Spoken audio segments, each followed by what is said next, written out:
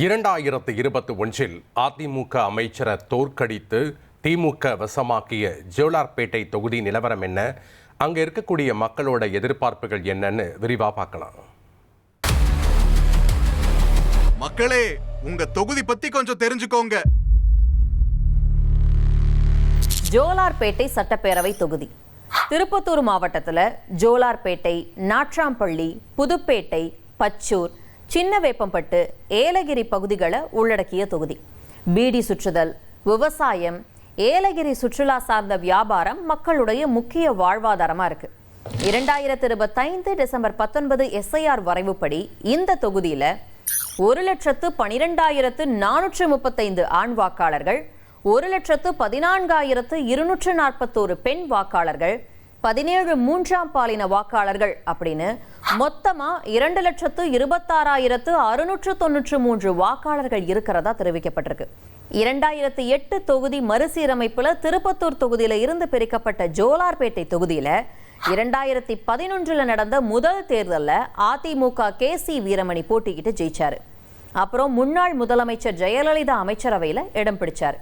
2016 தேர்தலையும் வெற்றியை வசமாக்கி அதிமுக அமைச்சரவையில வணிக வரி மற்றும் பத்திரப்பதிவுத்துறை அமைச்சராக இருந்தவர் கடந்த 2021 தேர்தலில் தோல்வியை தழுவினார்.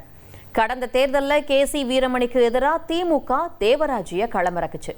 தொகுதியில இருவருக்கும் இடையில கடும் போட்டி நிலவுச்சு. இறுதியா 89,490 வாக்குகளை வசமாக்கின தேவராஜி வெற்றியை வசமாக்கினார். 88,399 வாக்குகளை வாங்கிய KC வீரமணி தோல்வியை தழுவினார். 1091 வாக்குகள் வித்தியாசத்துல வெற்றி பெற்றாரு தேவராஜி.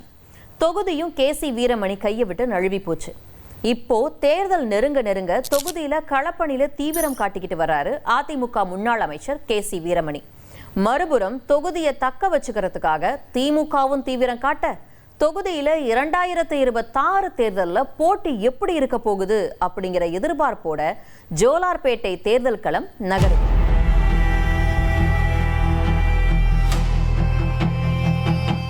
நிறைய கிராமங்கள் இருக்கிறதுனால பெண்களுக்கும் படித்த இளைஞர்களுக்கும் வேலை வாய்ப்பு இல்லாத வெளி மாநிலங்களுக்கு போய் வேலை செய்கிறாங்க.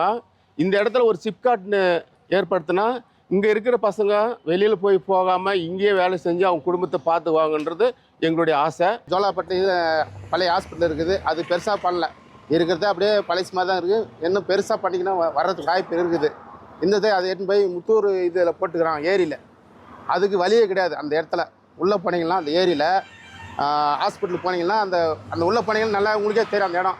ஜோலார்பேட்டை பெரிய பஸ் ஸ்டாண்டு கொஞ்சம் உருவாக்கி தரணும். அதே மாதிரி லேடிஸ் ஜென்ட்ஸ் எல்லாம் வந்தால் ஒரு கழிப்பறை இல்லை. வெளியில் மக்கள் எல்லாம் ரோட்டில் போயிடுறாங்க.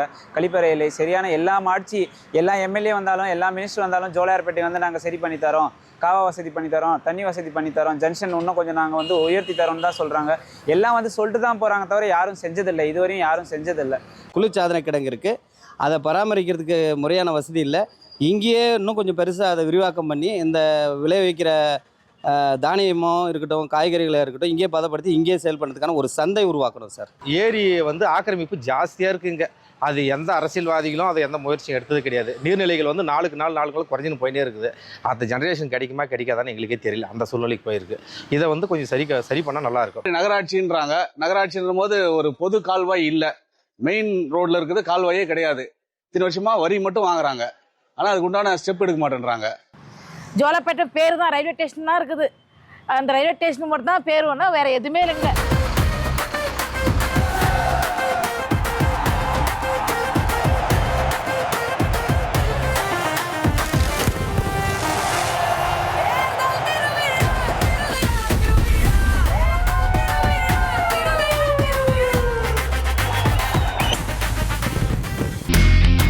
இனி செல்லும் இடமெல்லாம் செய்தி. தந்தி டிவியின் வாட்ஸ்அப் சேனலை ஃபாலோ பண்ணினா செல்ல இருக்கும் இடமெல்லாம் செய்தி. இதோ QR கோட், இப்பவே ஸ்கேன் பண்ணுங்க, ஃபாலோ பண்ணுங்க.